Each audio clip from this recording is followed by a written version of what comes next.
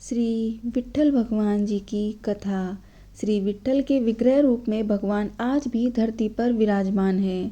भगवान को पुंडलिक द्वारा दिए गए स्थान से भी बहुत प्रेम हो गया। उनकी कृपा से पुंडलिक को अपने माता पिता के साथ ही ईश्वर से साक्षात्कार हो गया।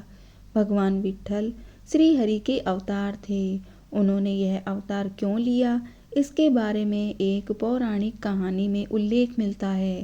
हुआ यूं था कि 6वीं सदी में संत पुंडलिक माता पिता के परम भक्त थे।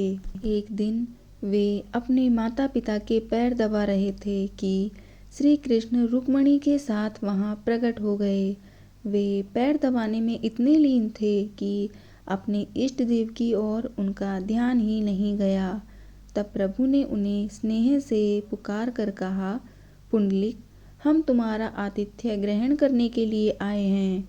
पुंडलिक ने जब उस तरफ देखा तो भगवान के दर्शन हो गए।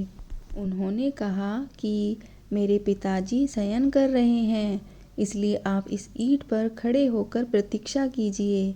और वे पुनः पैर दबाने में लीन हो गए। भगवान पुंडलिक की सेवा और शुद्ध भाव देखकर प्रसन्न हो गए और कमर पर दोनों हाथ धरकर और पैरों को जोड़कर ईंटों पर खड़े हो गए।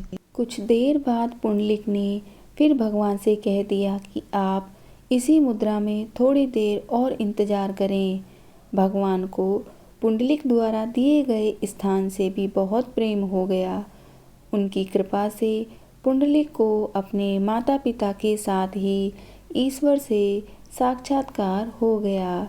ईंट पर खड़े होने के कारण श्री विट्ठल के विग्रह रूप में भगवान आज भी धरती पर विराजमान है। यही स्थान पुंडलिकपुर या अपभ्रंश रूप में पंढरपुर कहलाया।